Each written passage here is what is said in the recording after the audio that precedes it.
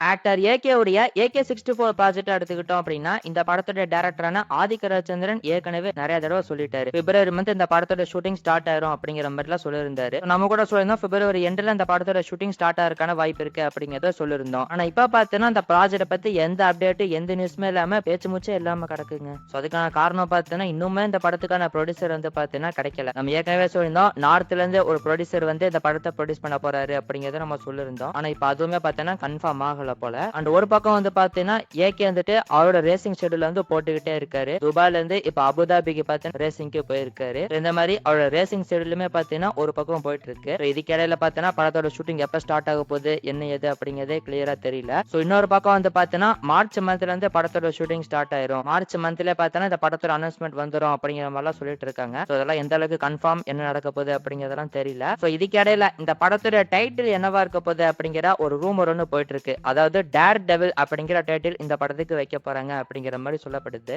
Dark devil போய் இப்ப dare devil அப்படின்னு சொல்லிட்டு டைட்டில் வைக்க போறாங்க போல. சோ இது வந்து பார்த்தனா கன்ஃபார்ம் கிடையாது, ஒரு ரூமர் தான். ஃபர்ஸ்ட் படத்தோட ஷூட்டிங்கை சீக்கிரமா ஸ்டார்ட் பண்ணாங்க அப்படின்னா நல்லா இருக்கும். என்ன பண்ண போறாங்க அப்படிங்கறத நம்ம வெயிட் பண்ணி பார்ப்போம்.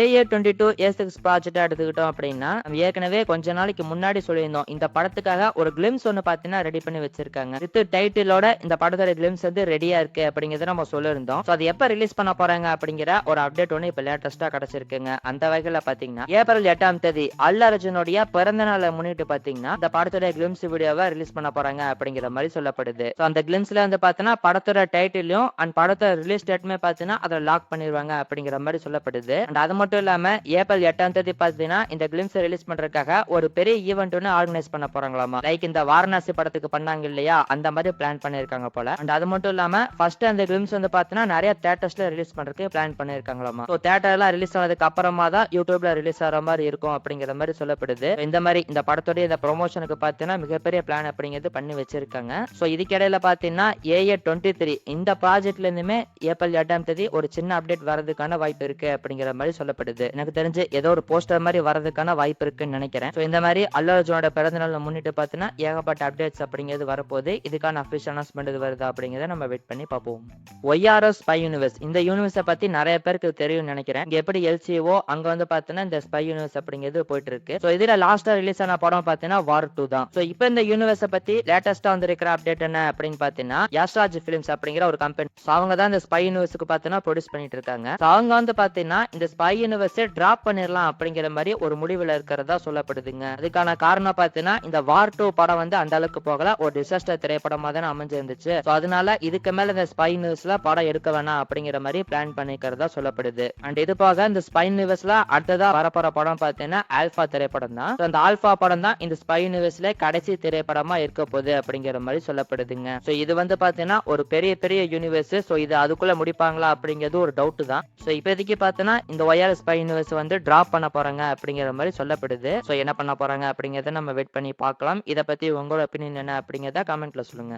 தளபதி விஜயோடைய ஜனநாயகன் படத்தை எடுத்துக்கிட்டோம் அப்படின்னா இன்னைக்கு இந்த படத்து மேல இந்த கேஸ மூவி டீம் பார்த்தீங்கன்னா அபிஷியலாவே வித்ட்ரா பண்ணிட்டாங்க. சோ இன்னைக்கு ஜஸ்டிஸ் PT ஆஷா பார்த்தீங்கன்னா கேஸை விசாரிச்சாங்க. மூவி டீம் பார்த்தீங்கன்னா இந்த கேஸை நாங்க வாபஸ் வாங்கிக்கிறோம் அப்படிங்கிற மாதிரி சொல்லிட்டு இந்த ஜனநாயகன் படத்துடைய சென்சார் போர்டு கேஸ் வந்து பார்த்தீங்கன்னா வாபஸ் வாங்கிட்டாங்க. படத்தையுமே பார்த்தீங்கன்னா ரிவிஷன் கமிட்டிக்கு அனுப்பிட்டாங்க. நம்ம ஏற்கனவே சொல்லியிருந்தோம் பிப்ரவரி 5ஆம் தேதி படத்தை ரிவிஷன் கமிட்டிக்கு அனுப்பிட்டாங்க அப்படிங்கிறத சொல்லியிருந்தோம். ஆனா இன்னுமே பார்த்தீங்கன்னா ரிவிஷன் கமிட்டி இந்த படத்தை பார்க்கல. அதுக்கான காரணம் பார்த்தீங்கன்னா இந்த படத்தை நம்ம ஏற்கனவே சொல்லியிருந்தோம் ஒரு ஆர்மி ஆபீசர் படத்தை பார்க்கணும் அப்படிங்கிறத சொல்லியிருந்தோம். சோ அந்த ஆர்மி ஆபீசர் பார்த்தீங்கன்னா இன்னும் கிடைக்கலையாமா. சோ சீக்கிரமா ரிவிஷன் கமிட்டி படத்தை பார்த்துட்டு சீக்கிரமா சர்டிபிகேட் கொடுத்துருவாங்க அப்படிங்கிற மாதிரி சொல்லப்படுது. அது மட்டும் இல்லாம இந்த வாரம் பாத்தீங்கன்னா ஜனநாயகன் வாரமா தாங்க இருக்க போகுது. எப்படி சொல்றேன் அப்படின்னு பாத்தீங்கன்னா இந்த வாரமே இந்த படத்தோட சர்டிபிகேட் வந்து கிடைச்சிரும். சோ வித் ரிலீஸ் டேட்டுமே அவங்க அனௌன்ஸ்மெண்ட் பண்ணிடுவாங்க அப்படிங்கிற மாதிரி சொல்லப்படுது. சோ இது போக கூடுதலா வர தகவல் என்ன அப்படின்னு பாத்தீங்கன்னா பிப்ரவரி 13ஆம் தேதி அதாவது வெள்ளிக்கிழமை பாத்தீங்கன்னா இந்த படத்தோட இந்த ரிலீஸ் அனௌன்ஸ்மெண்ட்டை ரிலீஸ் பண்ண போறாங்க அப்படிங்கிற மாதிரி சொல்லப்படுதுங்க. சோ இது போக பாத்தீங்கன்னா இந்த ஜனநாயகன் படத்தோட ட்ரெய்லரை யூடியூப்ல ரிலீஸ் பண்ணியிருந்தாங்க இல்லையா அந்த ட்ரெய்லருமே பாத்தீங்கன்னா சென்சார் பண்ணிட்டாங்க. சோ ட்ரெய்லர்ல பாத்தீங்கன்னா ஒரு சில வார்த்தைகளை வந்து மியூட் பண்ணிருக்காங்க. சோ இப்ப பாத்தீங்கன்னா இந்த ஜனநாயகன் படம் வந்து 1 பிப்ரவரி 20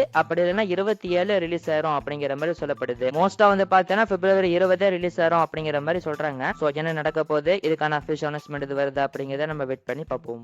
சூப்பர் ஸ்டாருடைய ஜெயிலர் 2 திரைப்படத்தை எடுத்துக்கிட்டோம் அப்படின்னா ஆக்டர் சிவராஜ்குமார் வந்துட்டு ரீசெண்டா ஒரு இன்டர்வியூ ஒன்று கொடுத்திருக்காரு. அதுல அவர் என்ன சொல்லியிருக்காரு அப்படின்னு பார்த்தீங்கன்னா ஏற்கனவே சொல்லியிருந்த மாதிரி நான் இந்த ஜெயிலர் 2 படத்துல வந்து நடிச்சிருக்கேன். இது போக ஆக்டர் SJ சூர்யா அவருமே இந்த படத்துல நடிச்சிருக்காரு. நாங்க 2 பேரும் சேர்ந்து ஒரு சீன்ல நடிச்சிருக்கோம் அப்படிங்கிற மாதிரி சொல்லியிருக்காருங்க. சோ இவரு சொல்றத வச்சு பார்க்கும்போது அப்ப சிவராஜ்குமாருக்கு ஃப்ரெண்டு மாதிரி கேரக்டர்ல சூர்யா வரப்போறாரா அப்படிங்கிற கேள்வியுமே வருது. ஏற்கனவே வந்த நியூஸ் என்ன அப்படின்னு பார்த்தோன்னா இந்த படத்துடைய மெயின் வில்லனே சூர்யா தான் அப்படிங்கிற மாதிரி சொல்லப்பட்டுச்சு. சோ இப்ப சிவராஜ்குமார் சொல்றதை வச்சு பார்க்கும்போது மேபி சூர்யாவுமே பார்த்தீங்கன்னா சூப்பர் ஸ்டாருக்கு ஃப்ரெண்டு கேரக்டர்ல வரப்போறாரா அப்படிங்கிற மாதிரியுமே தோணுது. இதை பத்தி உங்களோட ஒப்பீனியன் என்ன அப்படிங்கிறத கமெண்ட்ல சொல்லுங்க. இந்த ஜெயலலிதா படத்தை பார்த்தீங்கன்னா இந்த வருஷம் ஆகஸ்ட் மந்த் ரிலீஸ் பண்ண போறாங்க அப்படிங்கறத நம்ம ஏற்கனவே சொல்லியிருந்தோம். அண்ட் அதுக்கான அனௌன்ஸ்மெண்ட்மே பார்த்தீங்கன்னா சீக்கிரமா எதிர்பார்க்கலாம் அப்படிங்கிற மாதிரி சொல்லப்படுது. வெயிட் பண்ணி பார்ப்போம்.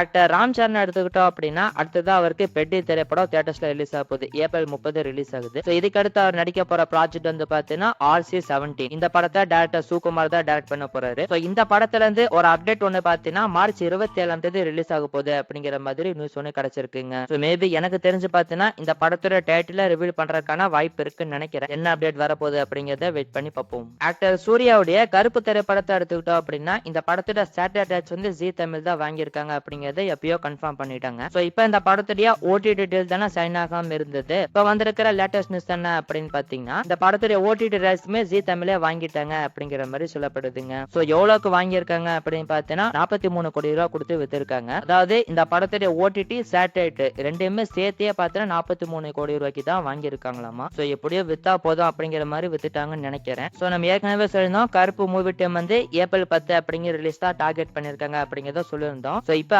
ஆல்மோஸ்ட் கன்ஃபார்ம் ஆயிடுச்சு. ஏப்ரல் 10ஆம் தேதி படம் ரிலீஸ் ஆக போகுது. சோ இது கூட ஆக்டர் தனுஷுடைய கரை படமே வரதுக்கான வாய்ப்பு இருக்கு அப்படிங்கறத நம்ம சொல்லியிருந்தோம். சோ இப்பவுமே கரை மூவி டைம் வந்து கிளாஷ் வர பிளான்ல தான் இருக்காங்களா அப்படி இல்லைன்னா தள்ளி ரிலீஸ் பண்ணிக்கலாம் அப்படிங்கிற பிளான்ல இருக்காங்களா அப்படிங்கிறது கிளியரா தெரியல. சோ என்ன பண்ண போறாங்க அப்படிங்கறத நம்ம வெயிட் பண்ணி பார்ப்போம்.